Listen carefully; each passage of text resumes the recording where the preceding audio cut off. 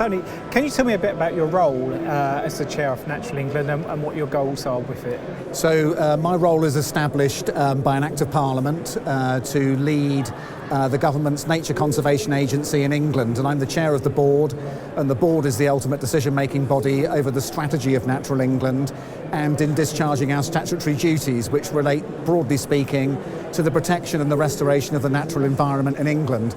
And we have a very wide range of tools and responsibilities and powers that lie behind that, including the declaration of national nature reserves and national parks, being a consultee in the planning system, conducting a very wide range of scientific programs, and combining all of those to be the government's advisor and also a delivery body on the natural environment. So it's pretty complicated, but also a very exciting role insofar as having all of these different ways of influencing the big picture, which is what we're doing. How do we place importance of restoring nature through partnerships to tackle the climate and diversity emergencies? So one thing that has emerged over recent times, which is now very much at the core of what Natural England is doing, is to be focusing on partnerships to unlock what we need to do over the coming period. And this is really partly about the flip in the agenda, if you will, that's occurred over the last few years. Whereas we used to talk about conservation and hanging on to the remaining natural habitats, and now we're moving into a period of talking about nature recovery. And if we're going to succeed both with the net zero agenda and catching carbon in the natural environment, and also protecting all of those other wonderful things that nature does for us, for water, for food, for public enjoyment, we're going to have to act at scale. And if we're going to act at scale, it means then taking in entire landscapes with multiple landowners. So it's no longer any good to go nature reserve by nature reserve, farm by farm, or public park by public park. We've got to take a much broader view and link all of these things together to be creating habitat that is bigger, better, and more connected, and more of it. And we're going to need to do that through partnerships. There's no other way of doing it. Natural England has got many touch points on the agenda, but even with all of our powers and duties, we can barely touch the scale of what's needed.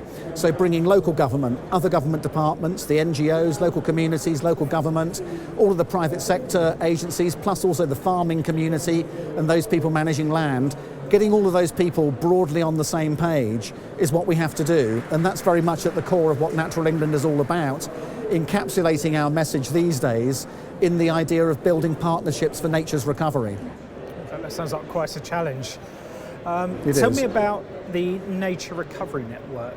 How is that bringing high quality nature closer to where people live and where they work?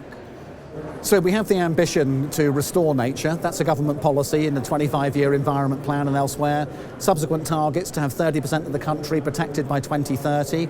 And then a whole range of tools to do this. The new idea of biodiversity net gain, the ambitions we have for woodland expansion, what we're going to do with the farming policy post-Brexit. And all of those things individually are very good. But if we're going to make the most of them to catch carbon, reduce flood risk, improve people's health and well-being, then we're going to have to work out a much more strategic way of bringing all these things together. So that all of those different policies are lining up in the landscape through those different partners in a good way. And the way that we're looking at that is through the Nature Recovery Network. So if you can imagine more natural habitat, bigger areas of it, better quality and crucially connected, then we're going to have to work at a landscape scale and bringing all these different things together. And so that integration of the different policies behind the Nature Recovery Network, working with partners, is really the job at hand. It's incredibly complicated, but it's the way we have to do this, otherwise it won't work at the scale that's required. How have Natural England and the government helped develop the tools and targets to achieve the requirements of the Environmental Act and biodiversity net gain? So the targets have been in development for a few years, and some of them predate the Environment Act. So for example, to have 500,000 hectares of new habitat on top of the existing protected areas during the life of the 25-year environment plan, that's really an area target for the Nature Recovery Network. Since then, we've had the Prime Minister signing up to the Leaders' Pledge on Nature at the United Nations, which commits us to have 30% of land and sea managed for nature by 2030. And then we've got the more recent targets coming from the Environment Act, including the target to stop the diminishing of the abundance of nature by 2030 and then to reverse after that.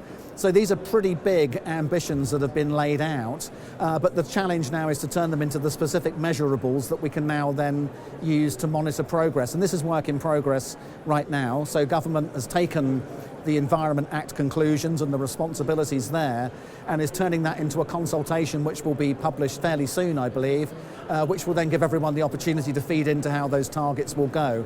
And obviously in parallel, targets on air and water quality and resources too. So this is a big moment actually in the environmental scene in this country, and at Natural England we're very much looking forward to working both on the targets but also more importantly on their delivery. Okay, excellent. Thank you very much. Pleasure. We hope you found this video from Fabric useful. For more, don't forget to subscribe, browse our playlists, and please like or share this video. Thanks for watching.